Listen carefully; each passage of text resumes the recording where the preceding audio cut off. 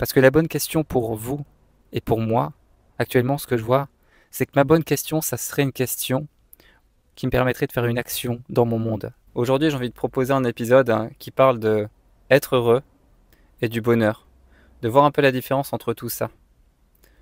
Je propose de réfléchir au concept essentiel, la recherche d'être heureux, pour sentir que le bonheur, en fait, il est accessible à chaque instant.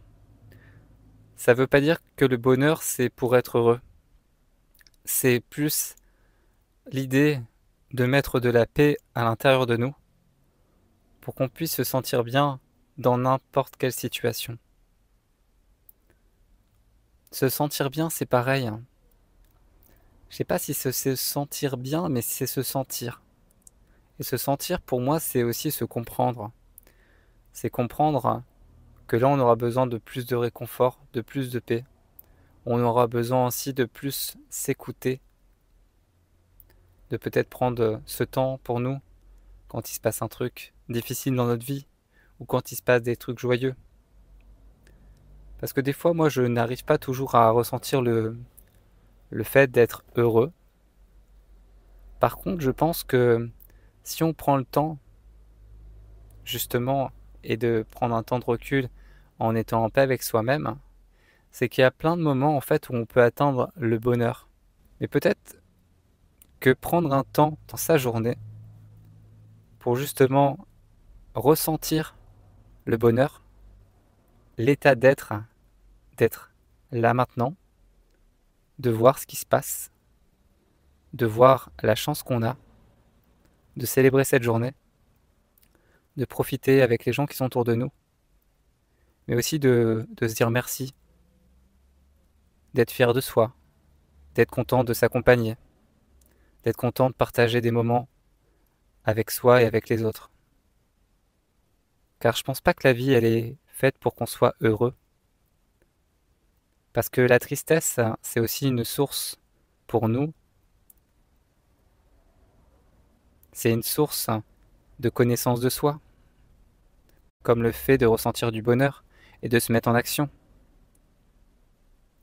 d'apprendre à se connaître et de savoir quelle est la marche en fait qu'on a besoin de mettre en place.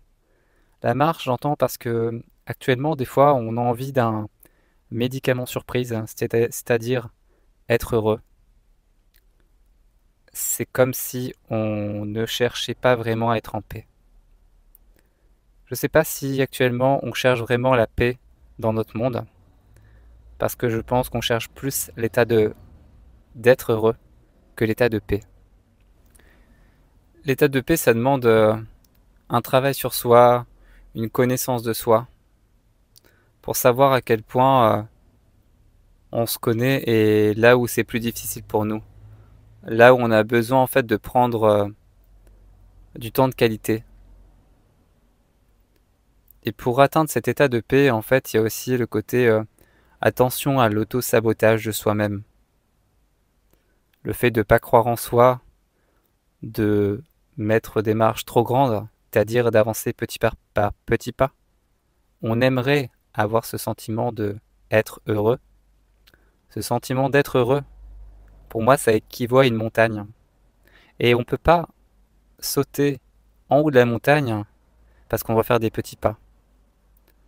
Et être en paix avec la temporalité que atteindre le bonheur, être heureux, c'est un état qui peut passer, mais à mon avis qui est constitué aussi de cet état de quand je suis à la bonne heure, je peux en sentir le fait d'être heureux. Et que des fois, dans nos vies, on ne sent pas le moment où on est heureux, parce qu'on n'est pas à la bonne heure, parce qu'on n'a pas cette paix. Et parce que même quand on sent le moment où on pourrait être heureux, comme on n'est pas en paix avec nous-mêmes, on ne peut pas sentir ce bonheur. Actuellement, dans nos vies, on a plein de moments où on pourrait ressentir le fait d'être heureux.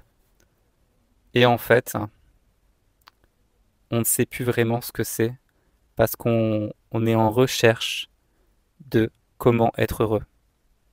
Et quand tu cherches quelque chose, souvent c'est que tu ne l'as pas.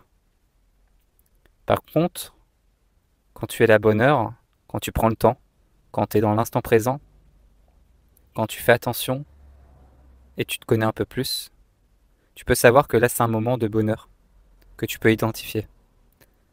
Et comme tu es à la bonne heure, tu peux être heureux à cet instant, quand ça se passe bien dans ta vie.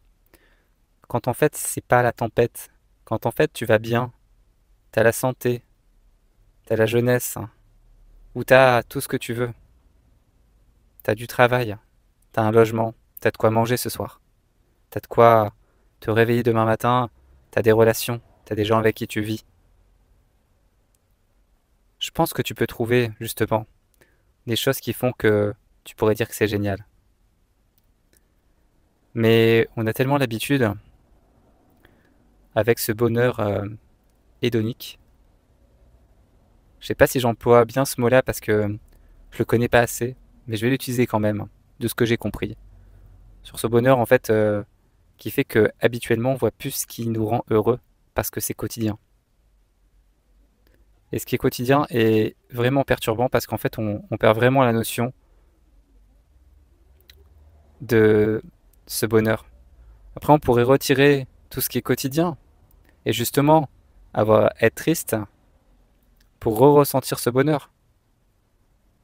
Mais est-ce que ça serait chouette plutôt de d'arrêter de chercher d'être heureux? Et si on se proposait un truc, c'est on arrête de chercher d'être heureux pour dire que nous sommes heureux. Mais nous ne sommes pas heureux parce qu'on ne cherche pas cet état d'être heureux. On va juste, on va juste prendre notre état de paix.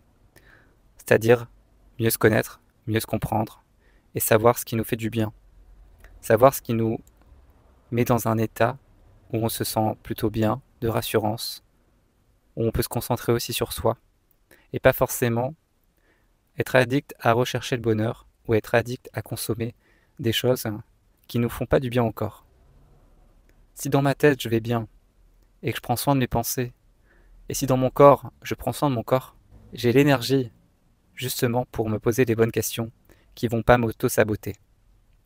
Parce que l'idée actuellement, c'est de trouver la question qui me permettrait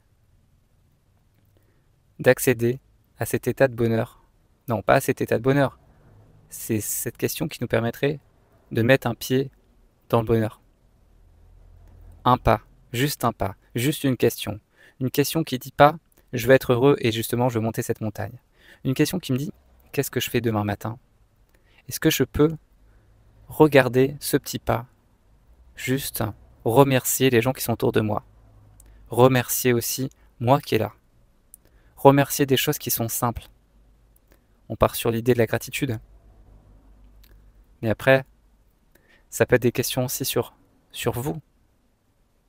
Une question qui vous permet d'avancer, mais une question qui vous permet aussi de faire une action. Parce que la bonne question pour vous et pour moi, actuellement, ce que je vois, c'est que ma bonne question, ça serait une question qui me permettrait de faire une action dans mon monde. Et pas une question qui me permettrait de me retourner le cerveau en disant mais qu'est-ce que je vais faire? Parce que j'ai pas l'énergie pour répondre à cette question. J'ai pas l'énergie pour mettre en action ce que j'aimerais faire.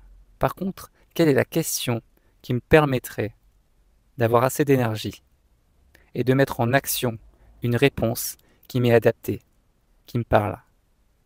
Et si cette réponse, elle te parle pas et que t'as pas l'énergie, c'est peut-être parce que c'est pas le moment tout de suite, mais pose-toi une question plus petite pour faire une action plus petite. Et petit pas par petit pas, tu vas t'apercevoir que la montagne, tu l'as déjà dépassée. Et tu peux être fier de toi, parce que tu peux toujours être fier de toi, parce que tu peux toujours être content de toi.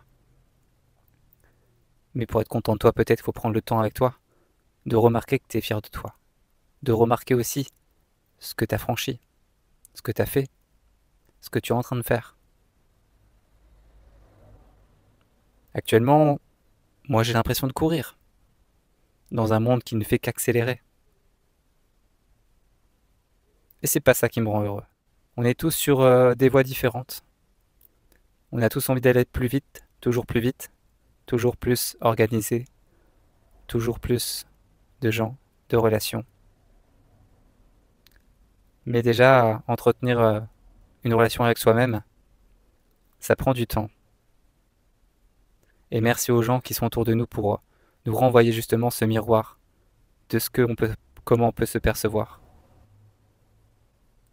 trop de relations, des fois on oublie les noms des gens. Est-ce que ça serait pas aussi logique justement d'oublier les noms des gens? On a peut-être besoin de nourrir nos relations pour justement que ça soit un peu nos miroirs. Et comme c'est nos miroirs, eh ben ça nous permet de nous connaître de mieux en mieux, de nous voir en fait à chaque coin de rue, de nous voir quand on rencontre nos amis, de voir les gens avec qui on raisonne, et de partager des moments en fait où on arrive à partager nos sentiments, partager ce qu'on est. Posez-vous des questions simples, avancez petit pas par petit pas. Je vous souhaite une très belle journée. Merci de m'avoir écouté. Posez-vous des bonnes questions pour justement ne pas vous auto-saboter petit pas par petit pas. Et je suis sûr que ça va aller beaucoup mieux pour vous et pour moi. Merci.